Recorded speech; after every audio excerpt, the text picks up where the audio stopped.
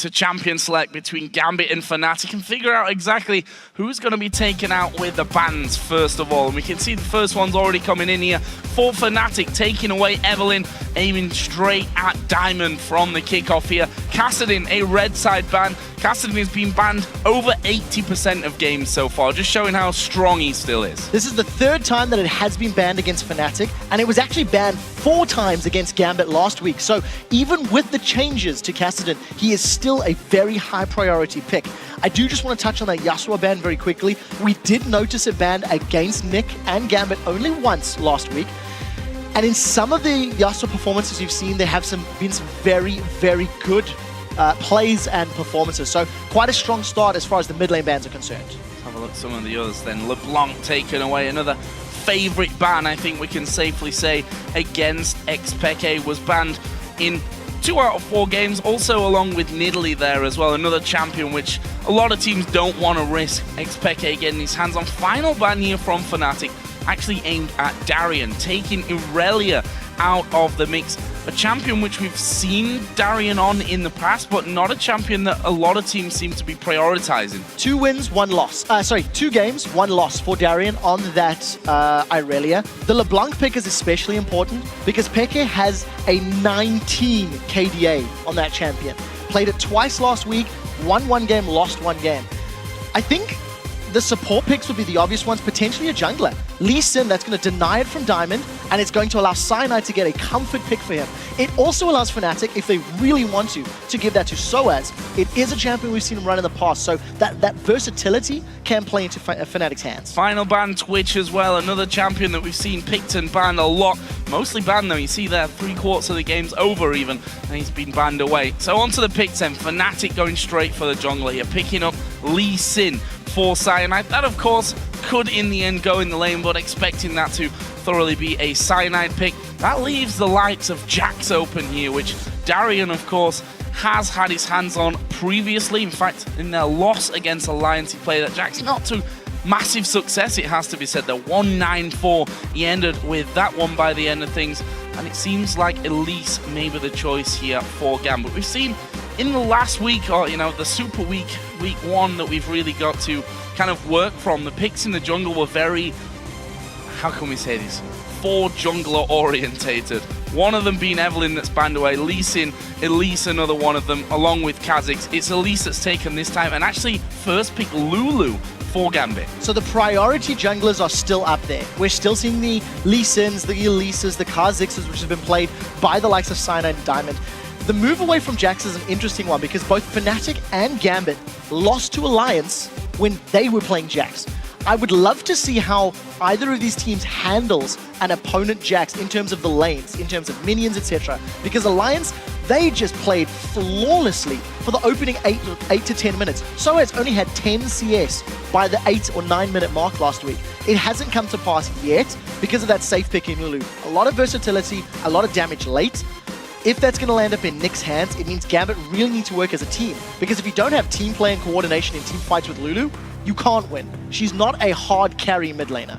See a 94% pick rate there for Lucian.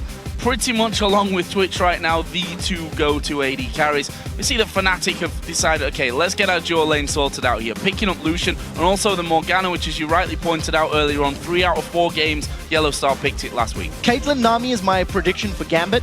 Only because Genja played 3 games of Lucian last week and 1 single Caitlyn game. Genja does tend to play some oddball champions every now and again, but he does stick to his tried and true. He does stick to his favorites. Last couple of seconds, and it's going to be that Jax at the end of the day. So this is the first time we'll see Edward on Nami this split. It is a different style of champion to the ones he has been playing, but I like the engage and the disengage power that you're going to have from both a Lulu as well as a Nami. In addition to the movement speed that Nami will give Jax, along with the movement speed Lulu will give Jax. As long as Darien is wearing his Swag Lord carry pants, he always is. He's got a lot of potential. There is a lot of tools that Gambit can use to get Jax going. The only thing is, it does look to be a sort of all or nothing right now, because if you shut that Jax down, I'm not too terrified of the remaining teamfight power from Gambit. And just to touch on your point from earlier that both these teams lost to Alliance with Jax last week, Funnily enough, both of those games they were up against the Shyvana from Wicked in the top lane. Fnatic opting for that Shyvana here in lane, and I'd say a very safe last pick for the mid lane here as well with Orianna. So it's safe, almost standard combo from Fnatic. Their composition has, again, got strong engage, strong disengage. What I like is the power that Shyvana and Lee Sin offer you in terms of going in. You've got some strong dive buddies. I'm never enthused when I see an Orianna because it is one of those champions that when the shockwaves are hitting, it is phenomenal. But more often than not, we're not seeing those shockwaves hitting. We're not seeing 3, 4, 5-man decimation shockwaves. But because the rest of the composition from Fnatic is so well-rounded, Shyvana, Lee, Lucian, they can all clean up team fights. A 2-man shockwave can still equal a team fight victory for Fnatic. Last lock-in from Gambit, it is going to be that Caitlyn. We did see a Varus and a Kog'Maw hover, which are Genja specials. He's played both of those champions a lot in the past, but it is Genja being Genja. He's playing a safe, long-range, laning AD carry who can do well in the late game if and when they get there. Yeah, I think the hover over Kog'Maw, which of course has been popular with Nami over in Korea, for example, a little bit weaker in the early game, which is somewhere where actually Gambit have struggled in the past, giving up first bloods a lot of the time in the spring split in that bottom lane. Going for a bit more safety this time around with the Caitlyn in there, so they know they're up against a difficult opponent. Interested to see how Nick does this week as well, because as you mentioned, his opening game for Gambit was very uneventful. He finished 0-0-0 with Nidalee, which is not something we're really used to seeing at all. No, it's not. And the remainder of his games were also questionable. Syndra into LeBlanc, he had a difficult time dealing with Curb, but to be fair, everybody did last week. He did also play that Yasuo and Kayle. So we've seen, this is now 5 games, these are 5 different champions for Nick. He needs to rely on the rest of his team for this Lulu pick to work out. Well, guys, the teams have locked their lineups in, so who do you think's got the advantage? Tweet at LOL Esports with hashtag FNCWin or hashtag GMBWin, and we'll check in on the results shortly. 83% was the vote for Fnatic from LOLesports.com.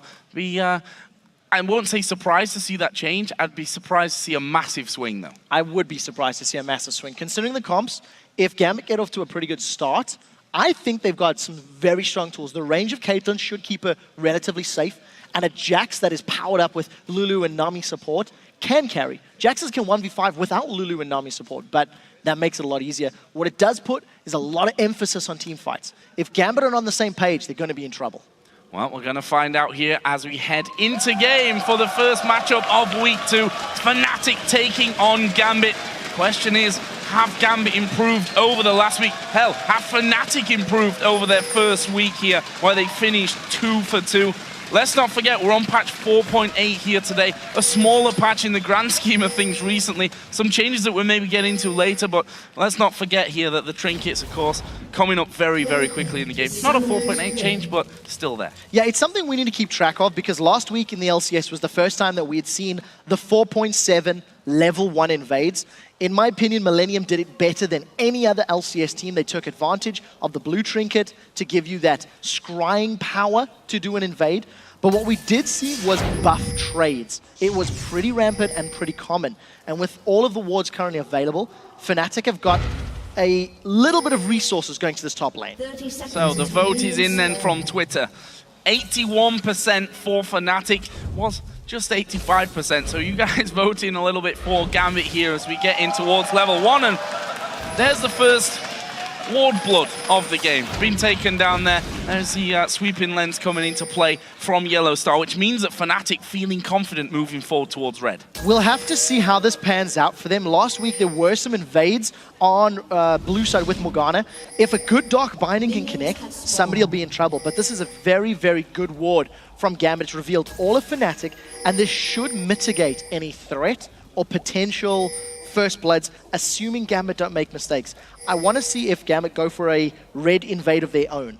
Assuming Fnatic start Gambit's red, oh, Gambit maybe want to pick a fight, actually. They're going to find Yellow Star. Here they come, Joe. There goes the binding through. Darian getting locked up with that one. Yellow Star down to half HP. The stun not connecting. Cyanide jumps in as well. I think that Fnatic just going to vacate the area here. Gambit decide not to chase, but crucially, protect their red buff. That was actually a very good start for Gambit. They were not afraid of the positioning, and they had the information to work with because of that ward. They knew that they could go in, and it was going to be a safe challenge, so to speak. So Darian burned his teleport very quickly, has got to lane a couple of seconds earlier than Soaz, and in the top lane, Reckless and Yellowstar pushing just a little quicker than Genji and Edward. Let's see how these early level 2s affect the respective lanes. And Darian not really messing around here, playing aggressive as we've been used to in the past years from Darian. He had some interesting moves, let's say, in week 1 here in our Super Week, which has left him with a far from desirable KDA, I think it's safe to call. We'll see how he does here against Soaz, though, who himself has had a lot of pressure on him from the community. We've seen week after week that he's been seemingly down in the dumps here, Soaz needs a good performance, I think, to get himself back on track mentally more than anything. Both of his Shyvana games on day 3 of Super Week went a long way to helping that out. Once he got his hands on Shyvana towards the end of the week, it really helped him out, really helped the mindset, I think, of Soaz, and it was by far his strongest champion of week 1 of the split. He's also got an advantage because of how aggressive Darian's playing. Darian's running low on mana, which means Soaz can start to turn the trades, assuming he doesn't get caught by a repel. And that was a super early flash. He saw that one coming, flashing away from things, and rightly so there, because a good cocoon from Diamond could have spelled the end for Soaz. He did have Cyanide just waiting off. He's currently doing the golems there at the side. Won't be spotted moving in, although there is a ward in the tribal, so Cyanide would have to come through the lane here if he wants to catch them out. Either way, Darian has already recalled back home, so he's in no danger. They even spot Cyanide on his way out. So a second Doran's Blade picked up by Darren. He wants to go aggressive. He's been playing aggressive already for these first few minutes, and Cyanide just arriving a little bit late to the party. We did see the lane swap. I think Fnatic read Gambit pretty well. It looked as though Genji and Edward wanted to go top lane from a very early stage in the game.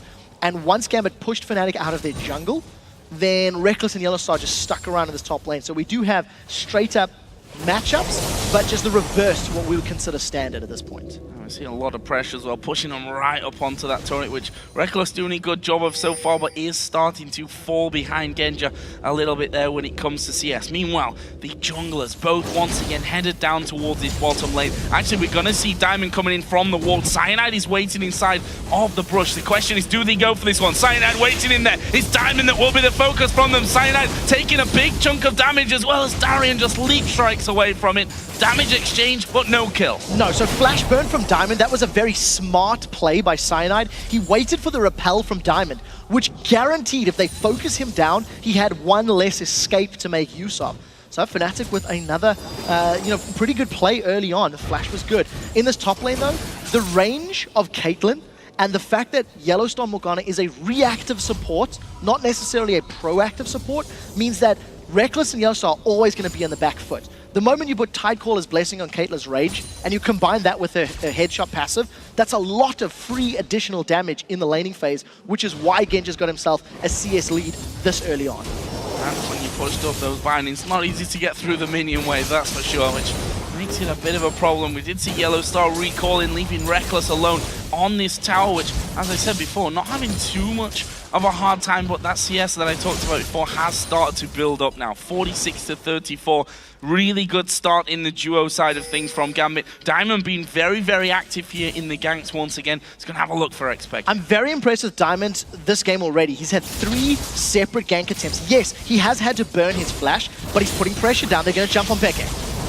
Well, pretty much everything missing there in the end, and Peke doing a real good job of returning the majority of that damage there, staying very, very healthy, even hitting level 6 in the process, so he has his shockwave available. Nick not quite level 6 just yet, so once he gets there, he'll have that wild growth to keep him safe. We'll see if Peke decides to go aggressive before that, but I don't think so. Meanwhile, the bubble's coming out, and this is 3 men pushing in there, but with a binding missing. That's probably the end of that one. That was an incredibly early exhaust from Yellowstar. He burned that before Cyanide was ever in range of the engagement. And just to clarify, why I think Diamond is doing well. He's had multiple ganks. Yes, one of them's failed, but he had a CS advantage over Cyanide of about 6 or 7 up until this point. So he's farming effectively. He's applying pressure on the lanes. And we need to see if we can pick a slightly better time to engage. Maybe once Lulu has more items, more ability power, or once Jax gets maybe a Sheen under his belt if he wants to rush Trinity Force, maybe a Cutlass. That will then give him some more killing power and killing potential. Of course, he also does need to hit that cocoon. It's pretty important. Yes, definitely landing the skill shot, something that's going to help you out. He's back on the farm path, though, taking his Wraith camp right now. As Darian once again will be recalling from that bottom lane, those normal top laners now up against each other. It's a Vamp Scepter that he picks up on top of his double Doran's Blade. The Chain Vest was picked up by Soaz.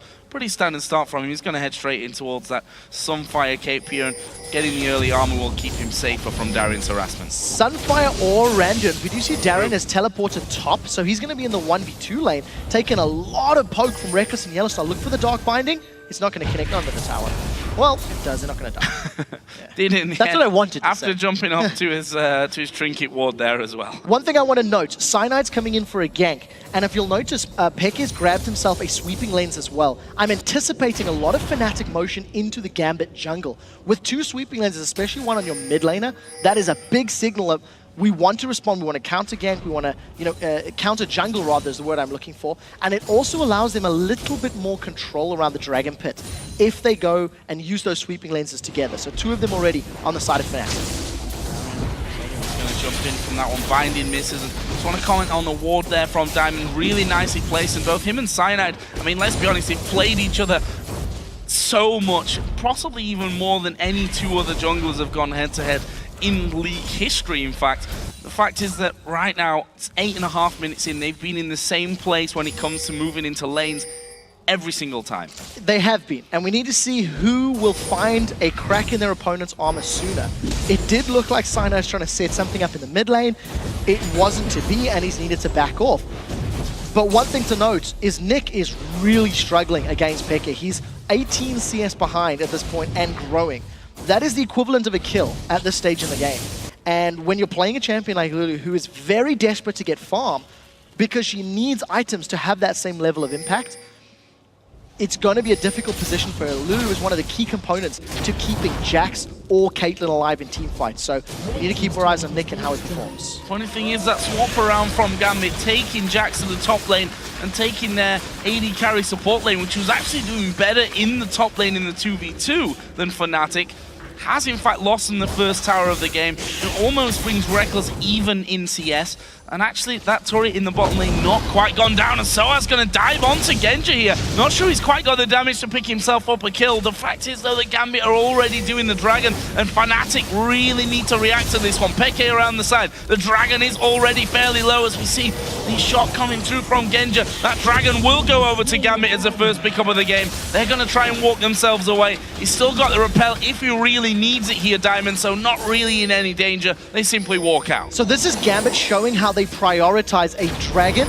and control of the dragon area of the map more than they do a tower. They lost the top outer tower, but that all stems from the fact that they allowed Darren to teleport there earlier on. First dragon goes to Gambit, they stole away the red buff from Fnatic, and now they're trying to secure their own blue buff. It's all on Peke to make a play with the Shockwave, or Cyanide to smite steal this blue buff to turn it in Fnatic's favor. For the time being, that's a great Shockwave. Shockwave coming in, there's no follow-up damage. Fnatic don't care here. This is simply a map play, stopping them doing the blue buff in one sweep, but also freeing up this middle lane so that the outer turret can be taken down by Lucian and Morgana, and that's going to go quickly. The blue buff may even be stolen away here by Fnatic on the way through, and that is top-notch play from Fnatic. Very good strategic play. They knew that they had an advantage in that situation thanks to the disengage power of Lee Sin's ultimate, as well as the damage and disengage that a Shockwave is going to offer you. So in a 2 versus 3, 2 versus 4 setup, Fnatic hold Gambit off,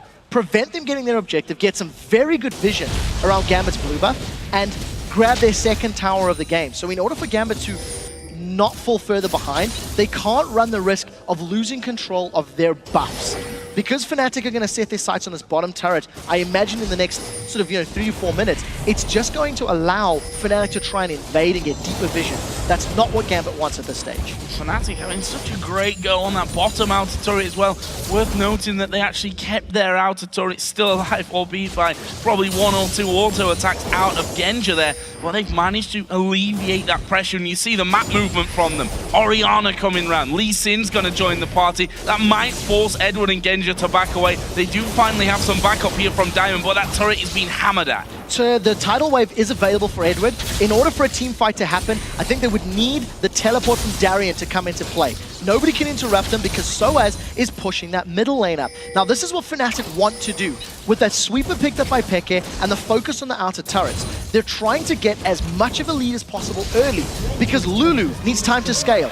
Caitlyn needs time to scale. Jax needs time to scale. So Fnatic are in a better position right now. If Fnatic do not grow a significant lead in the next 10 to 15 minutes, the composition of Gambit runs the risk of outscaling them. So Fnatic are playing correctly as their comp determines.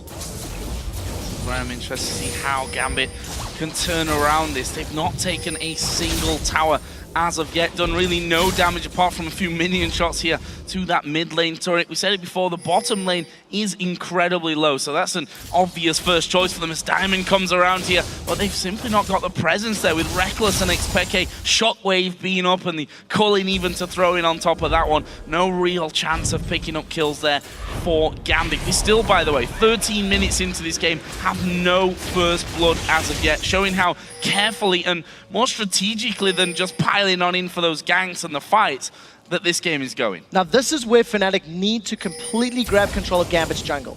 Breaking that inner ring of turrets is actually pretty difficult, especially when teams have fairly reliable wave clear. Caitlyn, Lulu, and Nami have got AoE abilities. Nami's bubble can line up minions, prevent them from landing auto attacks on turrets. And I think if Fnatic do not break the inner line of turrets fairly quickly, you have to be afraid of what Lulu and Jax can do as the game progresses. Speaking of Jax, Darian is ahead in CS of Soaz now, who his build going a little in a couple of different directions, let's call it. He went for the Vamp Scepter after his Chain Vest, picked himself up a Giant's Belt now as well, and we can see that already he's able to do some decent damage to Darian, who does have a slight advantage over him in terms of XP, but the CS really bang level at this stage. So if I were Fnatic, I would try to put pressure on Darian. With Dragon coming up in a minute and a half, try force Darian either to go down or blow his teleport. If you can get his teleport, then you've got yourselves a potential second Dragon, which is very good. That's a flash! That's the flash going away. Ultimate used by Morgana. Soaz diving in as well. The bindings landed, but Fnatic already backing away. It was Yellowstar that had the tower aggro, but Fnatic want the inner turret here. They've got 3 men hammering away. Gambit trying to rotate quickly around for this one with Nick coming out of the base, with the rest of the team coming up through their own jungle, but they won't be quick enough. Fnatic pick it up and run off. That's exactly what Fnatic needs to do. If they can continue getting those inner turrets, forcing Gambit to the back foot, you can then starve Gambit of their buffs and of Dragon control. That will allow Fnatic to extend the gold lead to a point where they are very comfortable looking for fights and forcing fights in those situations. It's 2,000 gold with Dragon up in a minute, but we need to keep tabs on Darian's teleport, as Fnatic are going to defend this middle turret. Gambit have yet to take a turret down, despite the bottom turret being like, what, 2 HP or 20 HP, whatever it is. 26, but I didn't check that at all, just a random guess, maybe, possibly. Genja's already pushing the minion wave. Like, literally the minion wave will be enough to force that one down, unless, once again, Reckless is the hero and goes to defend. Either way, we've got Dragon coming up here, the more important factor in this game, in 20 seconds. Fnatic already pushing up that mid lane in anticipation of that one. Not much warding down for Gambit right now. They got a pink ward in the Death Brush, which they're not even going to go towards right now because, quite frankly, Fnatic themselves haven't got great vision there. What I like is the fact that Soaz just backed off a moment or two ago, did go for that Sunfire Cape that you talked about earlier, Joe. It's going to give him split pushing power, and it's going to allow him to stay in those team fights a little longer, continually dealing damage. With Dragon being respawned, Soaz is running towards the pit, which does imply he doesn't need to burn his summoner spell. What that all equates to, if Fnatic win this next fight, then Fnatic can use the teleport of Soaz to push another lane. Look at the minions in the middle. Gambit are losing precious hit points on their inner turrets. Fnatic are going to look for a fight. He has a channel from Darian. We'll see if Cyanide can steal this away. He's gone in. Already down to less than half HP. Cyanide will kick Darian away from them, stop himself from getting stunned up. It's Soaz that's right there in the middle of the fight. Cyanide has to flash away. The tidal wave will come through, but not really doing too much. There is the Dragon taken by Gambit, but the rest of Fnatic trying to close in for it. Soaz not got the damage, but maybe Xpeke will. He will pick up the kill there onto Darian, and now he's looking for even more. There's 3 of them. Start to track down Nick. He will boost himself away. Gets the shield on. Reckless dashes forward as well. Has he got enough damage here? Doesn't have too much mana. 2 more auto attacks will do it, but the speed of Lulu saves Nick. At the end of the day, the Dragon Gold goes in favor of Gambit, but that was a very awkward fight. Fnatic did not commit with all of their resources. Peke, Rekos, Yellowstar were skirting around on the outside, and there wasn't much interference from Gambit. The one thing you want to note, keep your eyes on the 4 members of Fnatic. They're slowly committing, but Yellow Star and Reckless are dancing around on the outside. Peke was nowhere to be seen, finally trying to come in. Peke was chasing Edward down. Now, yes, there was a lot of drama between the junglers and the top laners here, but Dragon ends up being secured by Gambit, and finally, Fnatic re-engage, but they're half in, they're half out. That was a little hesitant, I feel, from Fnatic, so it just makes me think their teamfight calling not the strongest. Gambit, I think, a little lucky to get away, only losing one member in that particular trade. Cyanide tried to get himself in on that Dragon, a player who we've known in the past to be a master of stealing both Dragons and Barons. Seen it time and time again for him here in the LCS, and couldn't quite get it that time. Diamond really on point when it came to smiting down that second Dragon pickup of the game. It leaves us tied in kills at 1-for-1. The gold lead is 1,500 in favor of Fnatic still here, but that's, I mean, 4-0 in towers. That's not a big gold lead after such a massive start in terms of objectives. 2 Dragons and some pretty strong farming from the members of Gambit is helping them out in that regard. What you do need to note is there is now this window of opportunity where Soaz can punish Darien. Soaz has got his teleport up, and he wants to play split push. They've caught Edward! Oh, he's going to throw down the tidal wave, but he's dead. Shockwave will actually bring in Diamond as well, but they were looking for that single kill and possibly just back away from this one. Peke using his ball to zone the rest of the Gambit team away there, Diamond included. And Darien, as you said, now may feel a bit of pressure from Soaz. Or not. He may just go usual Darien style, dives in onto it because he's got Diamond coming in, but the cocoon whiffs wide. Yeah, Diamond's a little bit in the rough this game, not connecting with those cocoons like we've come to expect from him. I do want to highlight the fact that the first upgraded boots on the Fnatic side is currently Captain Boots by Yellow Star. So if there was ever a signal that Fnatic wanted to play the map and wanted to rotate and move around very quickly, those Captain Boots are going to help them get more pressure on the towers quicker.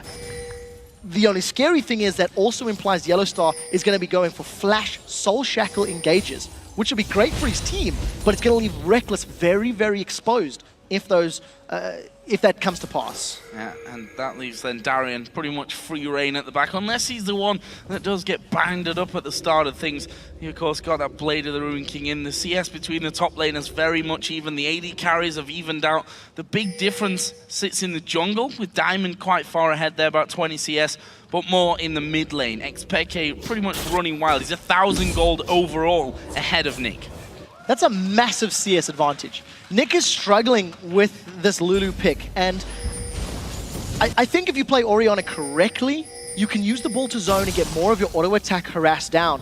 Unfortunately, we weren't paying too much attention to that mid lane to see if that was Nick just playing too passive and afraid, or if it was Peke playing well. What it does equate to, once Peke gets that death cap completed, there will not be man waves that he's throwing out as long as he gets the right targets. But like I said, I really like the rest of Fnatic's comp for cleaning up. They've got a lot of champions that can run your opponents down and secure those kills, especially now that Soaz has got that Bilgewater Cutlass as well. So an additional tool of crowd control to keep Gambit under control. Let's have a look at the map here, because we've seen Yellow Star on the bottom side of the jungle being quite active in terms of clearing out vision here. See there, another ward going over. We've got 1.5 minutes till the Dragon comes up. 3 men from Fnatic pretty much inside and around that blue buff area. They need to be careful. Gambit have a pretty much full team in here. They did, however, force Diamond to smite that blue buff away. Doesn't go to Nick this time. What I like about Fnatic's push, they were preventing Gambit from getting to that tower very quickly. Had Fnatic had more of the correct members in that mid lane, they could have got more damage on that inner turret. This is the line that Gambit needs to hold. If Gambit can maintain some control of those last 2 inner turrets, it's going to buy them a lot of time to ramp up their champions that need those items and need that gold. But as you can see, Fnatic pushing on multiple fronts. They've caught Diamond. I don't know if they're going to go all in for the kill, but they've pushed Gambit away, and now Gambit are going to lose this bottom inner turret. Yeah, they're going to be too late. That's the beauty of this one from Fnatic. Keep a hold of that bottom side of the map. It means that Reckless is safe to push in this bottom lane, and he's already down to half HP before that second minion wave comes through. That's a free turret here. I don't really want to call it a free turret because Fnatic earned it both with vision control and pressure on that bottom side of the map to force Gambit away and stop them from challenging. The timing was so good. Peke was pushing mid lane, Reckless was pushing bottom lane, and you had Cyanide and Yellow Star in the jungle keeping Gambit's attention. The moment Gambit picked one lane to go to, it allowed Fnatic a left or a right decision to go and push a tower down. So they secure themselves the 5th tower of the game. The scary thing is, with a 4-tower advantage, they're only 2,000 gold up. If Gambit starts securing more of those towers or reply, they should even or overtake Fnatic in total gold. Dragon is respawned and Fnatic at better positioning right now, but they need to rush it down and not get caught by a multi-man wild growth, multi-man counter-strike. Teleport is available and not needed by Darien. So as this time, we'll need a TP in for the fight in camp. There's no hesitation. They clearly want this Dragon. They may trade Dragon in a turret though. Fnatic are just as decisive here as Gambit. Gambit saying we want Dragon, we're going to take Dragon. Fnatic saying let's play the tower game here. They go straight towards that inner turret in the middle lane. Would be the final inner turret of the game if they can get this one down. Tidal wave coming through. Edward the one right at the front here, but they're focused on the turret right now. Just a couple more hits and it'll go down. There's the Culling coming through. Turret is still alive, but just one, maybe 2 hits here from either player would take that one down. In the end, Fnatic say, you know what, top lane's pushing as well, let's go there. Yeah, Gambit a little undecided. They were thinking about pushing the middle lane. They've all decided to run back. They're going to arrive very late. All 5 members of Fnatic are on the inhibitor turret.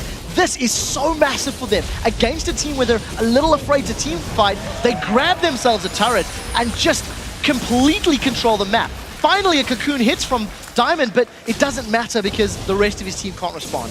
Not sure whether Gambit really played that as best they possibly could. They thought they'd force them away from that inner turret. Top lane pushing all the way through, and Fnatic very, very quick to decide. Something that I think has been lacking in a lot of Fnatic's play in recent months. If you look at them from All-Stars, even sometimes in the spring split, and certainly here in the early games of the summer split as well, they seem to have done a lot of work this week because they're more decisive than we've seen them in a long time. There is a risk though. If Fnatic ever get caught as a 3 or 4-man team, Jax, Lulu, and Nami can hold them in place long enough for Jax to tear them apart. So Fnatic need to be 100% on point with their ward control, which is what we've seen multiple times in Gambit jungle, and their decision making. Fnatic have always found a way to just squeeze through Gambit as a team and grab the towers they want. A light breath of fresh air will knock down this mid-inner turret, and then all of a sudden Gambit now need to redouble their efforts at vision, and also not get caught napping, because they really have been. Fnatic have just said, well, we know Gambit's going to go for Dragon, so screw it. Give them Dragon, we'll grab, that's going to be an inner turret and an inhibitor turret for 1 Dragon. That was what Gambit got from this whole deal a few minutes ago. It's not going to be coming up, and Fnatic can always challenge for the next Dragon to come in. We see there Xpeke bullying Darien away completely. He's going random in Zoman as his second item after picking up earlier on that Blade of the Ruined King. Other side, we see that Soaz keeping up that trend of kind of half here, half there. Got a Warden's Mail, but also got his Cutlass, so he's going to come out in the end with 3 big items, a Sunfire Cape, the Randuins, and a Blade of the Ruined King a little bit later. I really like Fnatic's decision-making around the map. We have still yet to see their overall communication level in team fights. It does look like they've caught Diamond. There goes the shockwave as well. Have they got the damage to finish off? Soaz is going to try and chase into this one. He's already used the Cutlass here, and that will be a good look-up. But Darian's actually in behind them. He's already causing problems, but Reckless joining the party, throws down the Cutlass. They actually kicked him away there from the Culling, and now they try and turn this one around. Soaz the first focus, but in the end, Gambit not feeling strong enough. They finally have Genja there with them. But Fnatic have already backed away from danger. The strongest tools for Gambit revolve around that Tidal Wave and the Wild Growth. I think Nick did the right thing. He held onto the Wild Growth for a long time. The fact that that ultimate is available means that Fnatic need to be very wary if they want to continue that extended fight. If Jax gets into 2 or 3 members and knocks them up and slows them down, they're in trouble. Now Genja is on the back foot, flashes away the Dark Pioneer. He needed to do that. Yeah, I think it was waiting to see, am I in range? Is it going to time out there before it hits me? I don't know, I can't risk that. Flash away, good move from Genja to stay safe. We're almost half an hour into this game. 2-1 in kills, showing how much more focus is being put here, specifically I think from Fnatic onto getting those towers and getting out quickly than sticking around trying to fight. That's what I actually appreciate is, oh, Darren's in trouble. Doesn't have his flash either. Does he have a ward to put down? Does have his trinket ward actually, so gonna need to hop away. But what I really like is, even though it's a low kill count, it does mean that it's still been an action-packed game. Fnatic have found moments where they can jump in and punish Gambit. unfortunately, grabs some Baron aggro. I just very quickly want to highlight on Genja being forced to blow his flash. Last week, a lot of members of Gambit, Darian had multiple times, Genja multiple times, even Edward, were caught out of position and gave up free kills that they did not need to do. This time around, it only cost Genja his flash. I say it only cost him his flash like it's nonchalant, but if Soaz or Cyanide jump on him, that could cost his life because he doesn't have a flash for a very important team fight at 30 minutes. We'll see if it comes back to haunt him. See more wards being cleared at the Baron area. Gambit themselves moving in. Keep an eye on that bottom lane as Yellowstar going to get jumped on there. Not too much. Well, there was quite a lot of damage, but nothing really to follow up as Cyanide going right into the middle of the team. Not sure about this one. He's going to fall very, very low. Soaz will come in to try and rescue him. Diamond now there as well. And there is Yellowstar giving him the heal from the Mikhails. And it's Diamond that could be in trouble. Half HP for him. Hard to hit those binding with the Spiderlings there as well. But Gambit able to fend off that attack. We do see on the top lane though, those minions still pushing in. Fnatic gonna push up middle possibly? No, they're not. So two things. Number one, Peke was forced away. That was a fight on two fronts and Peke gave up his life. Secondarily to that, Fnatic only started to pick fights when there was massive minion waves in the bottom and top lane pushing against Gambit's base. Gambit have done a very poor job of controlling the minion waves and forcing Fnatic to defend. You've seen in that previous fight, you know, Cyanide tried to force something. He tried to force and engage and play around the map, but it didn't matter. It didn't come out in his favor. I actually would have liked to have seen Fnatic commit more to the fight and allow Soaz to teleport the bottom lane and get that next inhibitor turret. It didn't work out that way, and a risky moment. 7 towers to 1 at 30 minutes and still only 1,500 gold. Crazy stuff, and that's going to become a little bit less here as Gambit will claim themselves a dragon for nothing. There was a ward down in the back of the pit from Fnatic, but 4 dragons out of 4 leave them just 500 gold behind. 6 towers down. That is incredibly well done. Yeah, I just want to touch on the mid lane again because you were talking earlier about how Peke had farmed himself to a massive lead. That has been brought back with those waves constantly pushing up against Gambit, and Nick has done a great job of bringing himself to almost level there on the CS. Now this is the point in the game where if Gambit get caught with their pants around their ankles, they will give up an inhibitor. If, however, they have the appropriate vision and do not get out-rotated by Fnatic, they have a very strong team fight composition. We'll see how Gambit plays the Baron dance, because we are in Europe and dancing around Baron is a requirement of every LCS level game. Vision has been in favor of Fnatic for most of the last 6 minutes, and Gambit have done not a great job of countering it. They face-checked previously, Cyanide got caught out. This time around, they're once again just using brute force. Genja is backing off. Why are you backing away? The rest of the team, here come Fnatic. Yeah, there's a kick out. Darian going to get kicked in towards Yellowstar, who throws his ultimate down. They may get Jax out of the equation. The tidal wave comes over, but it's Peke that gives them the kill. That is a big spawn timer now, 40 seconds until Darian can come back in. It gives Fnatic a one-man advantage that may become more. Great Q from Cyanide. Gets him onto Diamond. The slow will keep him in position, but have they got the damage here to finish up? There's a shockwave. That should do it. No, Wild Growth and Repel. Wild Growth and Repel coming in there. Gets himself out. Genja will actually pick up Cyanide, and look at Diamond walking away like some kind of 8-legged freak. Somebody needs to ask Gambit what they were doing. Genja did recall from that mid lane. It just allowed Fnatic to jump on Darian, who was 1v4 in that situation, and they killed him. Very luckily, Fnatic needed to chase for such an extended period of time, and they didn't get anything further. Genja responds to the team fight quickly enough to get a kill and to grab Gambit's second tower of the game. Now with Darian respawned and no Cyanide, Gambit should clear out the vision in the Baron pit, put their own vision down, and gain control of it. Unfortunately, the emphasis is on recalling and healing and spending some of the gold, but vision and map control is still with Fnatic. Gambit, they need to understand it's not about killing the heroes, it's about playing the map, getting the objectives. I hate to be the one that brings up All-Star here as well for Fnatic, but chasing kills was something that they did time and time again in Paris, and were really punished for doing so. We saw there again, chasing down Diamond, Wild Growth, Repel, keeping him alive. And we see now that Fnatic actually turning straight towards the Baron. There's vision in there for Gambit, but Fnatic are sticking to it. Crucially, there's no tidal wave yet. Edward needs to buy some more time. Baron has been shredded down to less than a third. If Darian gets in there with a good counter-strike, that's going to be great. That's what they wanted. Wild Growth coming in as well. Peke is going to go down here, surely. He does get the shockwave off, but Nick will secure the kill for them. Tidal wave goes through as well, and Fnatic being forced forced back here as Darian jumps in again. The culling will force Gambit to back away somewhat, but with one man down on a 40-second spawn timer, Gambit the ones now with prime position on the Baron itself. Fnatic have to challenge for this somehow, or are they just going to give it up? Cyanide's looking for the steal. He needs to have a perfect smite. Edward is looking for the bubble. Let's see if he can get it.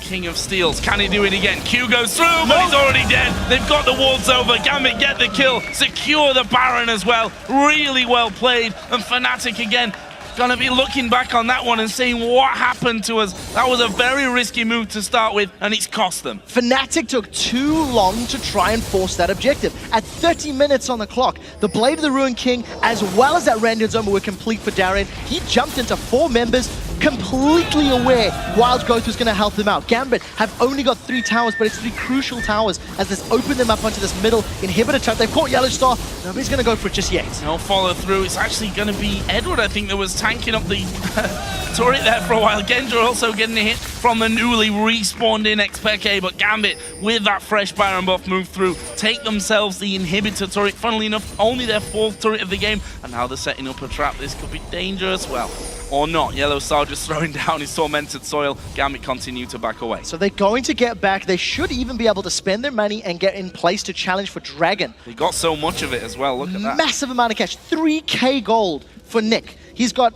1,500 more than Peke. This is a very strong swing in power.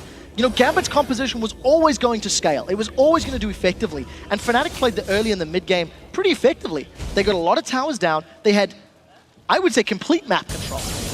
But unfortunately, they couldn't punish Gambit hard enough. They only had a 2,000 gold lead, and Gambit could still pick and choose the fights they wanted. Even with a non-ideal team fight earlier, Gambit made it work. They made their composition survive long enough to weaken Fnatic's composition. Incredible game so far. Still only 8 kills into this 35-minute game up until now. 7-4 Fnatic leading on those towers. They've both gotten an inhibitor turret down a piece. Obviously, Fnatic taking the top inhib turret of Gambit away earlier on. The middle one down after that Baron pickup by Gambit. We've got 30 seconds till Dragon, which the way this game has gone, you'd think Gambit will be the ones in position from that one, but Fnatic could do with that bit of a boost. But is it worth it? This is a Baroned up Gambit. So at this point in time, if Fnatic get Dragon, Gambit should be happy to put more pressure on the map. The next big team fight can and most likely will determine the victor of the game. With an exposed inhibitor, if anyone loses quite heavily, that's it. You will lose your base. Fnatic need to catch Gambit out of position. Fnatic needs to catch multiple members of Gambit defending, or for example in this scenario, get them under a tower with only 2 or 3 members of the team alive. Gambit grab their 5th tower of the game, and you see they're still putting pressure on the rest of Gambit baroning down mid lane. This could be so scary. If Fnatic encompass and catch Gambit, they could get an inhibitor.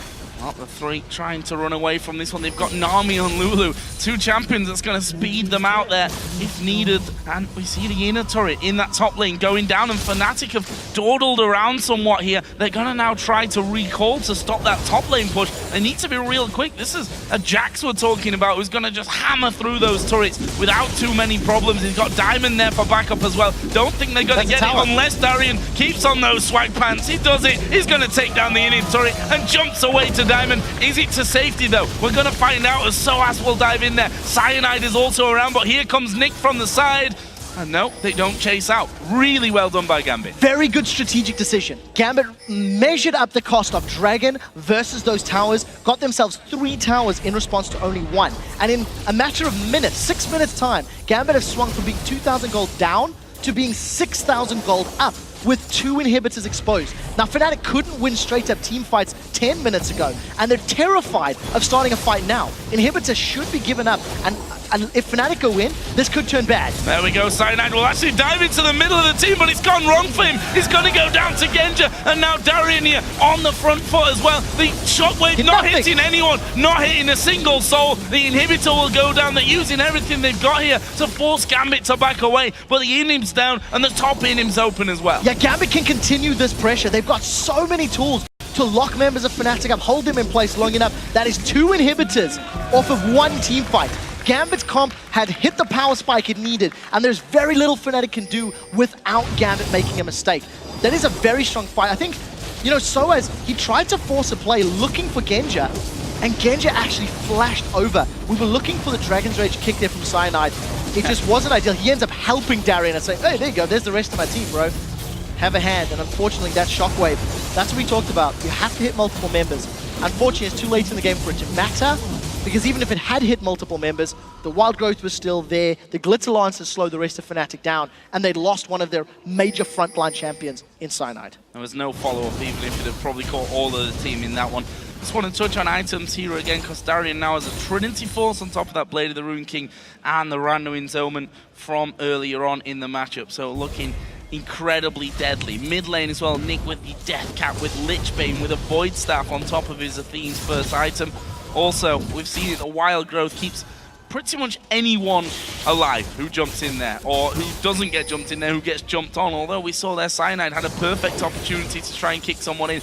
Gambit controlled him completely, and in the end it was a panic kick, I think, more than anything, that sent Darien into the rest of the team. Very good play from Gambit, simply having a comp that they gave up, I think, calculated towers early, the outer turrets. They then got pushed around for the inner turrets. Those were mistakes. They were caught unawares, and now they've just hit this power spike that their comp is simply superior. Because of the protection that Nami and Lulu offer Jax, you haven't felt that Darien is at threat of really going down for the last few team fights.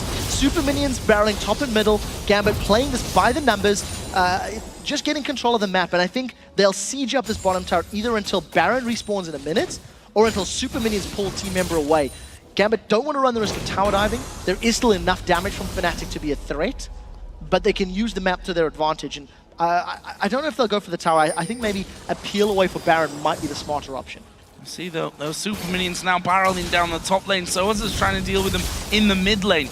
Basically, it's a 4 versus 5 if Gambit start fighting right now or not, because Darien's just backed away. But either way, Peke here, you have to feel he's going to be the key man. He has to hit a massive shockwave if Fnatic are going to be able to hold on to this one. And with Darien now pressuring on the top side of the map as well, Soaz can't deal with him. Super importantly, there are multiple super minions alive. Their passives and the damage amplification with other minions stack.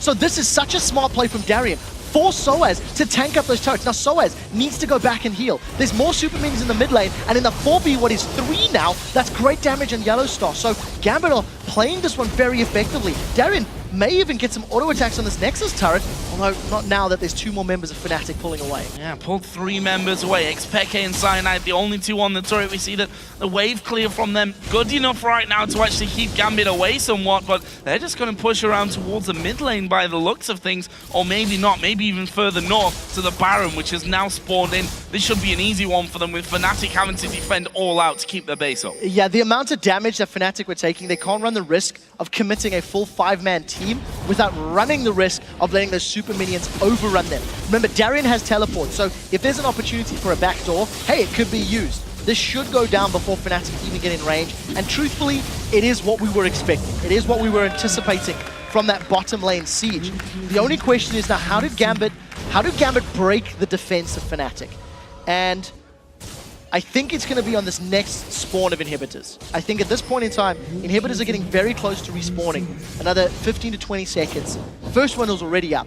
So Gambit can just redo that double inhibitor team fight, completely get control of the game, and at this stage, death time is maybe so high that Gambit can push down the next turns.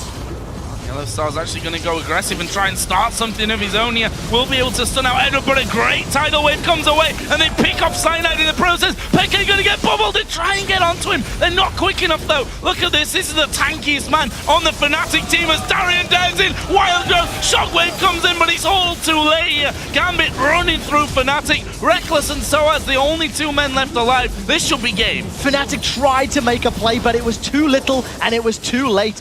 The Dragon's Rage wasn't even used by Cyanide. He got killed so quickly and took so much damage. And Peke tried to channel that Shockwave. It's still available for casting, so I think he was killed before it even happened. Reckless is dead. This is a win for Gambit. This is a win for Gambit. Soaz gonna be polymorphed up, having a bit of a dance at the back of the Nexus. He knows there's nothing that he can do to stop this win going to Gambit. They pick up the first win of week 2, and such an important one for them in the grand scheme of things. For Nick, maybe more than anyone else on this Gambit team. He finishes 2-0-8 there on a Lulu who had such a tough time in the early stages of this game, specifically against Peke, who was dominating him in lane, but Gambit showing that without LCS they can still put up the wins. 100% of the kills Nick was involved in. You compare that to his very first game with Gambit where he was involved in 0-0-0 at the end of that game. This time, 2-0-8 in his team's 10 kills. That was actually a very good mid to late game from Gambit. They weighed up the Dragon versus Towers in that top lane push early on and got a strong lead from it. They do still need to work on their early game vision because Fnatic just found opportunities, but it wasn't enough. It wasn't enough for Fnatic to really get control of that game. And I said it a couple of times that this was the strongest we've seen Fnatic in the early to mid game in terms of decision making. They moved around the map without any real hesitation. Credit to Yellowstar for the control that he exerted on the bottom side of the Gambit jungle, which funnily enough didn't really offer them up the dragon control.